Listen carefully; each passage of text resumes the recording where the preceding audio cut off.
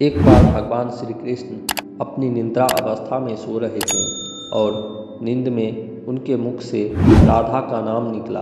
रानियों को लगा कि वे प्रभु की इतनी सेवा करती है, लेकिन प्रभु को सबसे अधिक राधा जी की याद आती है। जैसे ही उन्होंने श्री कृष्ण के मुख से राधा जी का नाम सुना तो रुक्मणी जी के साथ अन्य रानियों ने भी रोहिणी जी से भगवान श्री कृष्ण और राधा रानी की प्रेम की कथा और ब्रज लीलाओं का वर्णन करने के लिए प्रार्थना की। उनकी प्रार्थना करने की वजह से माता कहानी सुनाने के लिए हाँ कर देती है, लेकिन यह भी कहा कि श्री कृष्ण और बलराम को इसकी एक झलक भी नहीं मिलनी चाहिए। निश्चय हुआ कि रोहिणी जी सभी रानियों को एक गुप्त स्थान पर कथा सुनाएगी। सुभद्रा जी को पहरा देने के लिए मनाया गया ताकि वहाँ कोई और न आ पाए। सुभद्रा जी को आदेश हुआ कि श्री कृष्ण या बलराम को स्वयं भीतर न आने दें। माँ कहानी सुनाने लगी। सुभद्रा द्वार पर तैनात थी। थोड़ी ही देर में भगवान श्री कृष्ण और बलराम जी वहीं पर पहुंच जाते हैं, परंतु सुभद्रा उन्हें अंदर जाने से मना कर देती है। इससे भगवान श्री कृष्ण को कुछ संदेह हुआ। वह बाहर से ही अपनी सूक्ष्म शक्ति द्वारा अंतरंग माता द्वारा सुनाई गई ब्रज लीलाओं को आनंद पूर्वक सुनने लगे। बलराम जी भी कथा का आनंद लेने लगे। जैसे ही भगवान श्री कृष्ण, बलराम और सुभद्रा जी कथा सुनते हैं तो कथा सुनने से उनके हृदय में ब्रज के प्रति प्रेम जागृत हो जाता है। इस वजह से उनके हाथ और पैर ऐसे सिकुड़ने शुरू हो जाते हैं जैसे बचपन में थे। तीनों राधा जी की कथा में इस प्रकार लीन थी कि वे मूर्ति के समान प्रतीत होने लगी। बहुत ध्यान से देखने पर भी उनके हाथ पैर दिखाई नहीं दे रहे थे। सुदर्शन ने भी द्रवित होकर लंबा रूप धारण कर लिया। उसी समय देव मुनि नारद वहां पहुंच गए। भगवान के इस रूप को देखकर चकित रह गए और देखते ही रह गए। कुछ देर बाद जब नींद टूटी तो नारद जी ने भगवान श्री कृष्ण को प्रणाम करके कहा, हे प्रभु, मैं चाहता हूँ कि जिस रूप का मैंने आज दर्शन किया वह रूप आपके भक्तों को अनंत काल तक पृथ्वी पर देखने को मिले। आप इस रूप में पृथ्वी पर रहते हैं। भगवान श्री कृष्ण नारद जी की बात से प्रसन्न हुए और कहा कि ऐसा ही होगा। कली काल में मैं इसी रूप में नीलांचल क्षेत्र में अपना स्वरूप प्रकट करूंगा। कलयुग के आगमन के बाद भगवान की प्रेरणा से मालवराज इंद्रधुम्न ने जगन्नाथ मंदिर में भगवान श्री कृष्ण, बलभद्र जी और बहन सुभद्रा जी की ऐसी मूर्तियां स्थापित की। इसके बाद यह दिलचस्प कहानी शुरू हुई। राजा इंद्रधुम्न प्रजा के सर्वश्रेष्ठ रक्षक थे। जनता उन्हें बहुत प्यार करती थी। प्रजा सुखी और संतुष्ट थी। राजा के मन में कुछ ऐसा करने की इच्छा थी कि सब उसे याद रखें। संयोग से इंद्रधुम्न के मन में एक अज्ञात इच्छा प्रकट हुई कि वह एक ऐसा मंदिर बनाए जो दुनिया में कहीं और न मिले। इंद्रधुम्न सोचने लगे कि आखिर उनके मंदिर में किस देवता की मूर्ति स्थापित की जाए। राजा के मन में यह इच्छा और विचार दौड़ने लगा। एक रात वह इस बारे में गहराई से सोचते हुए सो गया। राजा को नींद में स्वप्न आया। स्वप्न में उन्हें एक दिव्य वाणी सुनाई दी। इंद्रधुम्न ने सुना, राजा, आप पहले एक नया मंदिर बनाना शुरू करें। मूर्ति की चिंता छोड़ो। सही समय आने पर आप खुद रास्ता देखेंगे। राजा नींद से जागा। सुबह होते ही उसने अपने स्वप्न के बारे में अपने मंत्रियों को बताया। राजपुरोहित के सुझाव पर शुभ मुहूर्त में पूर्वी तट पर एक विशाल मंदिर बनाने का निर्णय लिया गया। वैदिक मंत्रोच्चारण के साथ मंदिर निर्माण की शुरुआत की गई। राजा इंद्रधुम्न के मंदिर निर्माण के बारे में शिल्पकारों और कारीगरों को जानकारी दी गई। इसमें सभी अपना योगदान देने पहुँचे। मंदिर निर्माण में दिन रात मेहनत की। कुछ ही वर्षों में मंदिर बनकर तैयार हो गया। समुद्र के तट पर एक विशाल मंदिर बन गया, लेकिन मंदिर के अंदर भगवान की मूर्ति की समस्या ज्यों का त्यों बनी रही। राजा को फिर चिंता होने लगी। चिंता की वजह से एक दिन जब राजा मंदिर के गर्भगृह में बैठा था, तो यह सब सोचने से उसकी आंखों में आंसू आ जाते हैं। वह फिर चिंता करते हुए भगवान से प्रार्थना करता है कि हे भगवान, मुझे तो केवल इस बात की चिंता है कि मैं मंदिर में आपकी किस रूप को स्थापित करें। राह दिखाओ। सपने में आपने जो संकेत किया था उसके पूरा होने का समय कब आएगा। मूर्तियों के बिना मंदिर देखकर सब मुझ पर हंसेंगे। राजा की आंखों से आंसू गिर रहे थे और वह प्रभु से प्रार्थना करता रहा, प्रभु, मैं आपके आशीर्वाद से सम्मानित हुआ हूँ। लोग समझेंगे कि स्वप्न में तेरी आज्ञा का झूठा बोलकर मैंने इतना परिश्रम किया है। हे भगवान, मुझे रास्ता दिखाओ। राजा उदास मन से अपने महल चला गया। उस रात राजा को फिर स्वप्न आया। स्वप्न में उसे भगवान की वाणी सुनाई दी, हे राजन, यहाँ के पास ही भगवान श्री कृष्ण का एक विग्रह रूप है। तुम उन्हें खोजने का प्रयास करो, तुम्हें दर्शन प्राप्त होंगे। इंद्रधुमन ने पुजारियों और मंत्रियों को फिर सपनों के बारे में बताया। सभी इस निष्कर्ष पर पहुँचे, प्रभु की कृपा आसानी से प्राप्त नहीं होगी। उसके लिए हमें शुद्ध मन से काम करना शुरू करना होगा। राजा इंद्रदुमन ने अपने 4 विद्वान पंडितों को भगवान के देवता को खोजने की जिम्मेदारी सौंपी। भगवान की इच्छा से प्रेरित होकर चारों विद्वान 4 दिशाओं में निकल पड़े।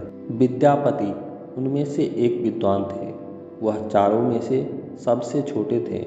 भगवान के देवता की खोज के दौरान उनके साथ कई अलौकिक घटनाएं हुई। पंडित विद्यापति पूर्व दिशा की ओर चल पड़े। कुछ दूर चलने के बाद विद्यापति उत्तर की ओर मुड़े और उन्हें एक जंगल दिखाई दिया।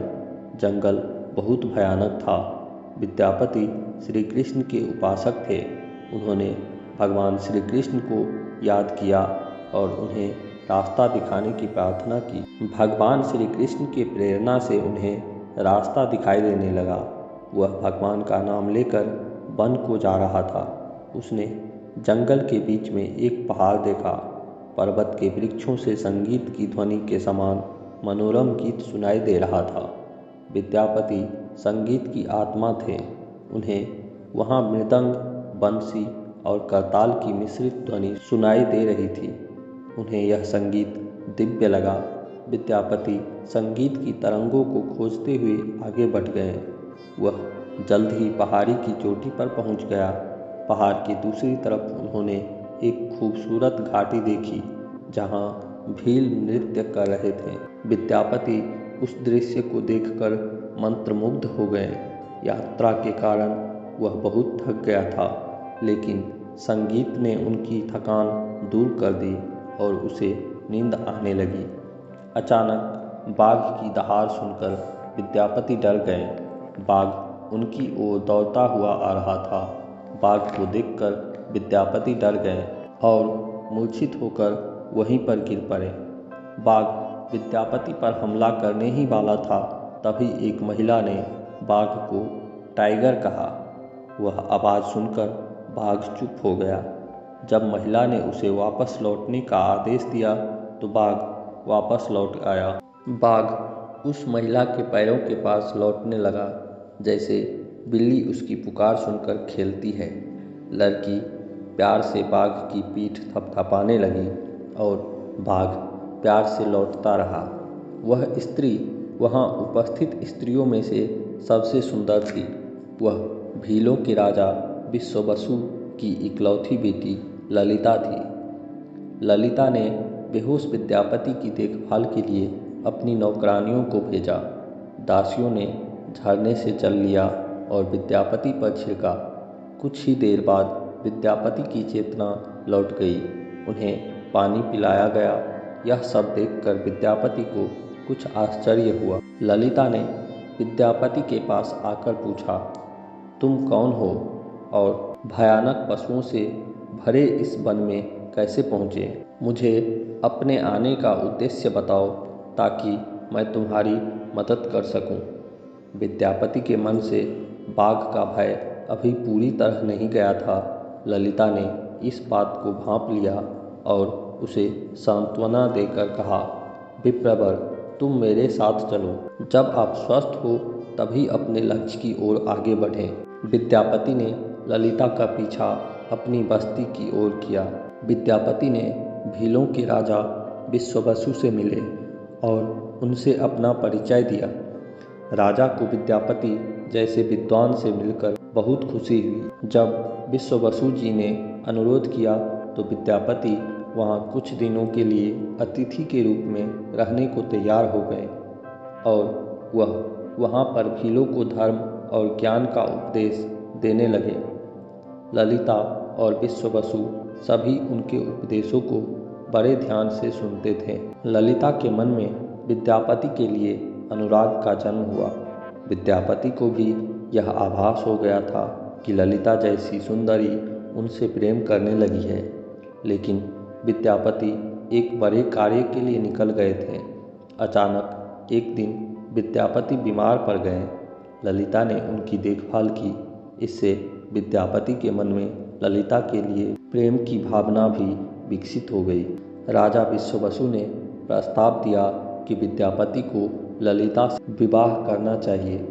विद्यापति ने इसे स्वीकार कर लिया। कुछ दिन दोनों के लिए खुशी खुशी बीते। विद्यापति ललिता से विवाह करके खुश थे, लेकिन जिस महत्वपूर्ण कार्य के लिए वह आए थे वह अधूरा था। यही चिंता उन्हें बार बार सताती थी। इसी बीच विद्यापति को एक खास बात पता चली। विश्ववसु रोज सुबह जल्दी कहीं चले जाते थे और सूर्योदय के बाद ही लौटते थे। स्थिति कितनी भी विकट क्यों न हो, यह नियम कभी नहीं टूटा। विश्ववसु के इस व्रत से विद्यापति को आश्चर्य हुआ। उनके मन में इस रहस्य को जानने की इच्छा प्रकट हुई। आखिर विश्ववसु कहाँ जाता है? जब विद्यापति ने एक दिन यह सब ललिता से पूछा, ललिता यह सब सुनकर दंग रह गई। विद्यापति ने ललिता से अपने पिता के हर सुबह किसी अज्ञात स्थान पर जाने और सूर्योदय से पहले लौटने का रहस्य पूछा। विश्ववसु का शासन कभी नहीं टूटा, चाहे कितनी भी विकट स्थिति क्यों न हो। ललिता के सामने धर्म संकट आ गया। वह अपने पति की बात को ठुकरा नहीं सकती थी, लेकिन पति जो पूछ रहा था वह उसके वंश की गुप्त परंपरा से संबंधित था, जिसे खोलना संभव नहीं था। ललिता कहती है कि हे स्वामी, यह हमारे कुल का एक बहुत ही पुराना रहस्य है जो हम किसी के सामने प्रकट नहीं कर सकते, परंतु आप मेरे पति हैं और मैं आपको यह सब अपने कुल का व्यक्ति मानकर बताऊंगी। यहाँ से कुछ ही दूरी पर एक गुफा है जिसके अंदर हमारे कुल देवता विराजमान हैं। हमारे सभी पूर्वज उनकी पूजा करते रहे हैं। यह पूजा निर्विघ्न चलती रहनी चाहिए। पिता रोज सुबह नियमित रूप से उसी पूजा में जाते हैं। विद्यापति ने ललिता से कहा कि वह उनके कुल देवता के भी दर्शन करना चाहता है। ललिता ने कहा, यह संभव नहीं है। मेरे पिता यह सुनकर क्रोधित होंगे कि कोई हमारे कुल देवता के बारे में जानना चाहता है। विद्यापति की जिज्ञासा बढ़ती जा रही थी। वह तरह तरह से प्रेम की कसम खाकर ललिता को मनाने लगा। अंत में ललिता ने कहा कि वह अपने पिता से आपको देवता दर्शन कराने का अनुरोध करेगी। ललिता ने सारी बात अपने पिता को बता दी। विश्ववसु की त्योरी चट गई जब ललिता ने कहा कि मैं आपकी इकलौती संतान हूँ। आपके बाद देवता की पूजा का उत्तरदायित्व मेरा ही होगा, इसलिए मेरे पति का यह अधिकार है, क्योंकि आगे भी उनकी पूजा करनी पड़ेगी। इस तर्क के आगे विश्ववसु झुक गए और उन्होंने कहा, किसी को भी गुफा के दर्शन तभी कराए जा सकते हैं जब वह भगवान की पूजा का जिम्मा अपने हाथों में ले। जब विद्यापति के द्वारा अपना उत्तरदायित्व स्वीकार किया जाता है तो विश्ववसु देवता के दर्शन देने के लिए हाँ कह देते हैं और दूसरे ही दिन सूर्योदय से पूर्व विश्ववसु विद्यापति का दाहिना हाथ पकड़कर आंखों पर पट्टी बांधकर गुफा की ओर चले गए। विद्यापति ने रास्ते में ही राई मुट्ठी में रख ली थी। गुफा के पास पहुंचकर विश्ववसु रुके और गुफा के पास पहुंचे। विश्ववसु ने विद्यापति की काली पट्टी हटा दी। उस गुफा में नीला प्रकाश चमक उठा। विद्यापति ने हाथों में मुरली लिए भगवान श्री कृष्ण का साक्षात रूप देखा। भगवान को देखते ही विद्यापति खुश हो गए। आखिर उसने भगवान को देखा। दर्शन के बाद विद्यापति का जाना ही नहीं था, लेकिन विश्ववसु ने लौटने का आदेश दिया। फिर उनकी आंखों पर पट्टी बांध दी गई और दोनों वापस लौट गए। लौटकर ललिता ने विद्यापति से पूछा। विद्यापति ने गुफा में दिखाई देने वाले अलौकिक दृश्य के बारे में अपनी पत्नी को बताना उचित नहीं समझा। उसने परहेज किया। यह पहले से ही ज्ञात था कि विश्ववसु श्री कृष्ण की मूर्ति की पूजा करते हैं। विद्यापति को आभास हुआ कि जिस देवता के बारे में महाराज ने स्वप्न में देववाणी सुनी थी वह इसी मूर्ति के बारे में है। विद्यापति सोचने लगे कि किसी तरह उन्हें इस मूर्ति को राजधानी पहुंचाना होगा। एक ओर वह मूर्ति को गुफा से ले जाने की सोच रहा था तो दूसरी ओर भीलराज और उसकी पत्नी के विश्वासघात के विचार से वह बहुत परेशान था। विद्यापति धर्म और अधर्म के बारे में सोचते रहे। सोचते सोचते यह विचार आया कि यदि विश्ववसु ने वास्तव में उस पर विश्वास किया होता तो वह उसे आंखों पर पट्टी बांधकर गुफा में नहीं ले जाता। इसलिए उसके साथ विश्वासघात का सवाल ही नहीं उठता। उसने गुफा से मूर्ति चुराने का मन बना लिया। अगले ही दिन विद्यापति ने ललिता से कहा कि वह अपने माता पिता को देखने जाना चाहता है। वे उसकी चिंता करेंगे। जब ललिता भी उनके साथ जाने को तैयार हो गई तो विद्यापति ने उन्हें यह कहकर मना लिया कि यदि वे शीघ्र लौटेंगे तो वे उन्हें ले जाएंगे। ललिता मान गई। विश्ववसु ने उसके लिए एक घोड़े की व्यवस्था की। अभी तक सरसों के बीज से पौधे निकले थे। उन्हें देखकर विद्यापति गुफा में पहुँचे।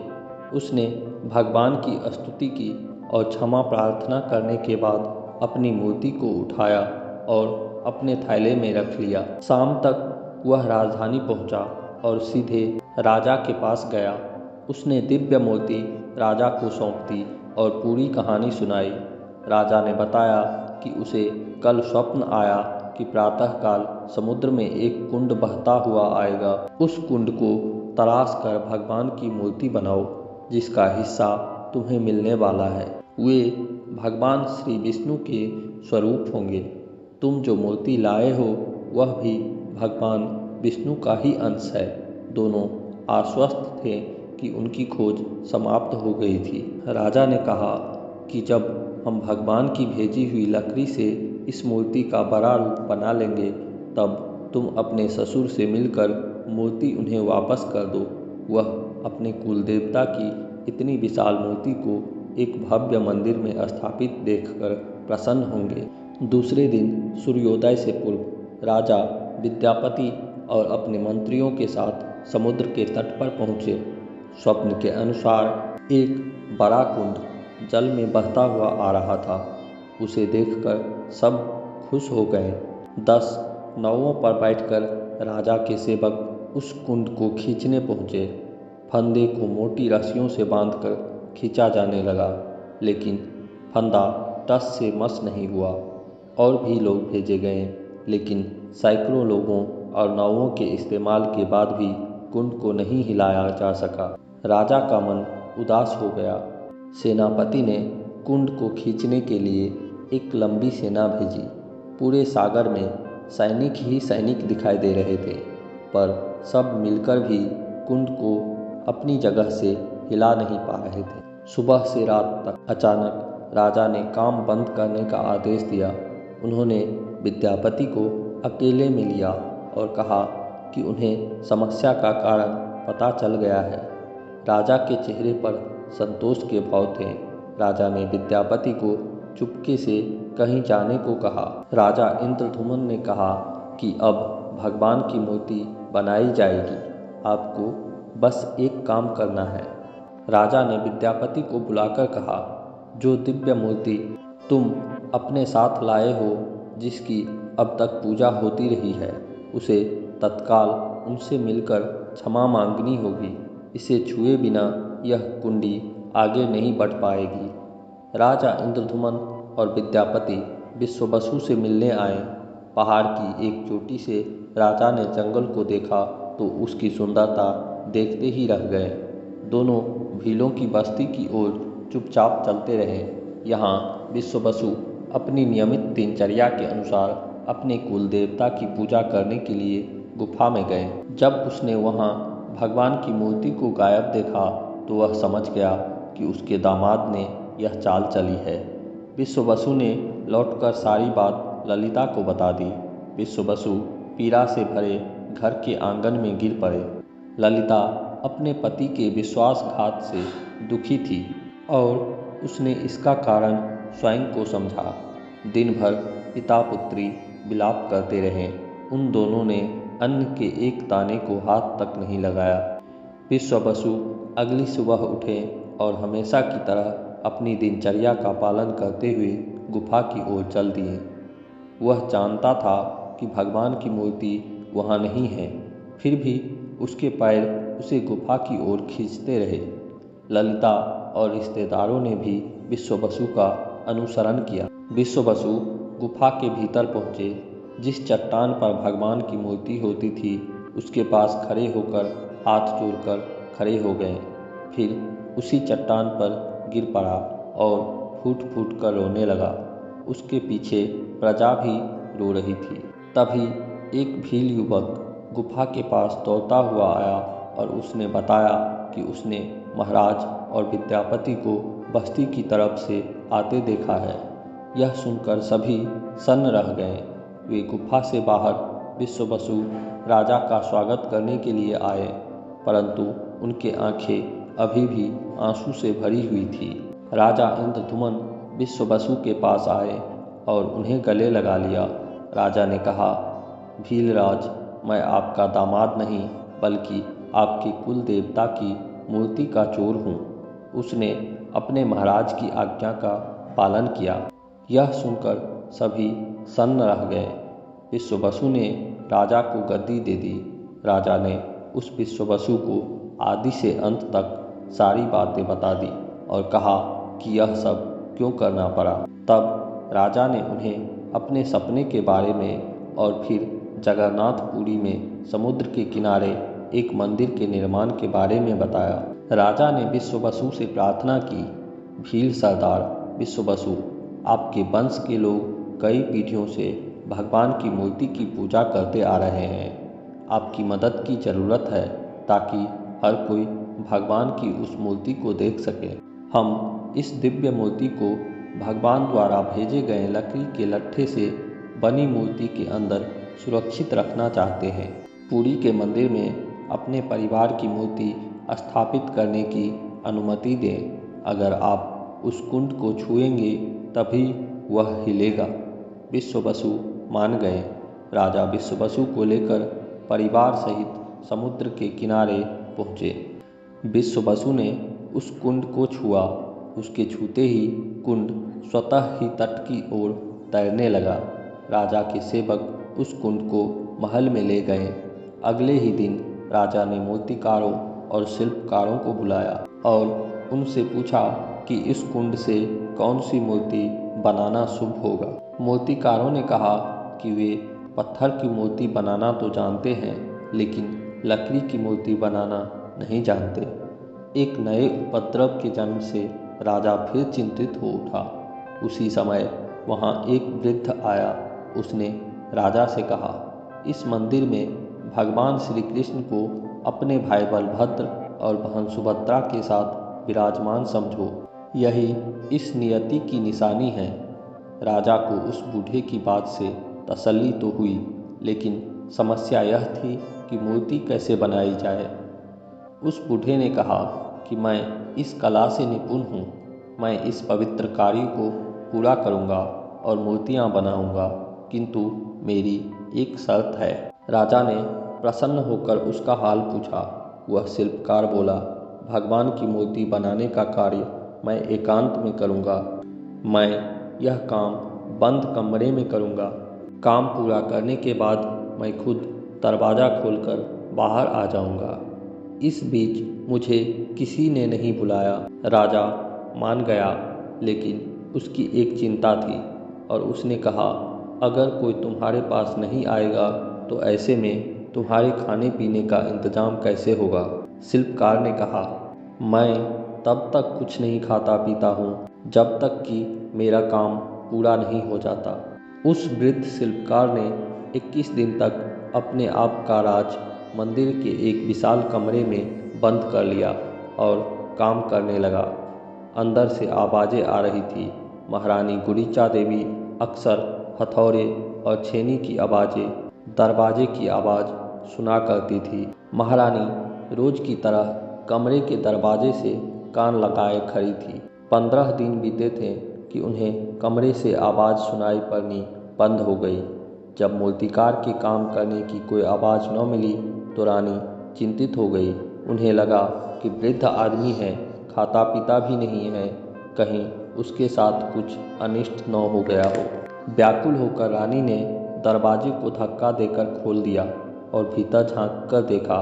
महारानी गुरीचा देवी ने इस तरह मूर्तिकार को दिया हुआ वचन भंग कर दिया था। मूर्तिकार अभी मूर्तियां बना ही रहा था, परंतु रानी को देखते ही वह अदृश्य हो गए। मूर्ति निर्माण कार्य अभी तक पूरा नहीं हुआ था। हाथ पैर का निर्माण पूर्ण नहीं हुआ था। वृद्ध शिल्पकार के रूप में स्वयं देवताओं के शिल्पी भगवान विश्वकर्मा आए थे। उनके अदृश्य होते ही मूर्तियां अधूरी ही रह गई। इसी कारण आज भी यह मूर्तियां वैसी ही है। उन प्रतिमाओं को ही मंदिर में स्थापित कराया गया। कहते हैं विश्ववसु संभवतः उस जरा बहेलिए का वंशज था जिसने अनजाने में भगवान कृष्ण की हत्या कर दी थी। विश्ववसु शायद कृष्ण के पवित्र अवशेषों की पूजा करता था। यह अवशेष मूर्तियों में छिपाकर रखे गए थे। विद्यापति और ललिता के वंशज, जिसे दैत्यपति कहते हैं, उनका परिवार ही यहाँ अब तक पूजा करता है।